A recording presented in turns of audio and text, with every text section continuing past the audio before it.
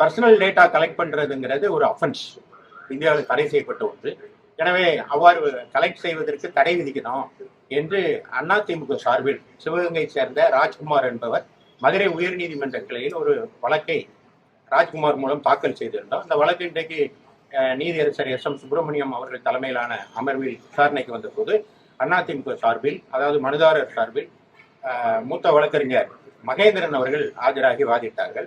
இந்த வழக்கு விசாரணையின் போது நீதிபதிகள் அவ்வாறு டேட்டா கேட்பது என்பது தனி நபருடைய தரவுகளை பெறுவது என்பது ஒரு சட்டத்திற்கு எதிரானதாகும்.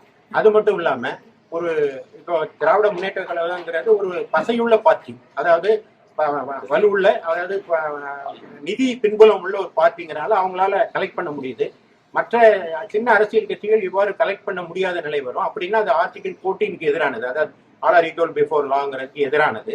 மேலும் இது போன்று செய்கிற கலெக்ட் பண்ணுகிற அந்த டேட்டாவை எங்க கொண்டு போய் ஸ்டோர் பண்ணுவீங்க, அதோடைய பாலிசி என்ன, எந்த கம்பெனி அதை ஸ்டோர் பண்ணுது, அதை நாளைக்கு அமெரிக்கா வித்துட்டா என்ன செய்கிறது என்பது போன்ற கேள்விகளை எழுப்பினார்கள். மேலும் இது தொடர்பாக அரசு வழக்கறிஞர் கடுமையான ஆட்சேபம் தெரிவித்த போது, நீங்கள் தமிழ்நாடு அரசுக்கு ஆஜராகிறீர்களா இல்ல திராவிட முன்னேற்ற கழக கட்சிக்கு ஆஜராகிறீர்களா என்று கேட்டார்கள். இதெல்லாம் கேட்டு விசாரணையின் முடிவில் திராவிட முன்னேற்ற கழகம் பொதுமக்களிடம் வாக்காளர் சேர்ப்பு என்ற பெயரில் OTP கேட்பதற்கு இடைக்கால தடை விதித்து உத்தரவை பிறப்பித்திருக்கிறார்.